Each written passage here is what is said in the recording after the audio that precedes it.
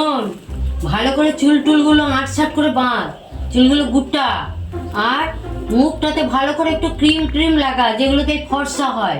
মুখটা কেমন কালচে কালচে লাগছে, বুঝতে পারলি? মেয়ের বাবা আসবে, বেশি মুখে পটর পটর করিস না, কারণ তোর যা মুখ বাবা, ওখানে শান্তভাবে থাকবি, বেশি মুখ চালাবি না, ঠিক আছে? তোমার বলা হয়ে গেছে তোমার সব কথা, এবার তুমি দয়া করে একটু থামো। আমি কি কালো যে আমাকে ফাউন্ডেশন মেখে ফর্সা হয়ে ছেলের বাবার সামনে গিয়ে বসতে হবে, তার উত্তরে আমাকে কৈফিয়ত দিতে হবে? আমি পারবো না ওইসব, বুঝতে পেরেছো? আর তুমি মেয়ের মা, আজকালকার মেয়ের মারা ছেলের বাবার সামনে এমনি এমনি করে থাকে না, বুঝতে পেরেছো? তুমি গর্বের সাথে বুক উঁচু করে থাকবে। তোমার আবার তো ভয় কিসের?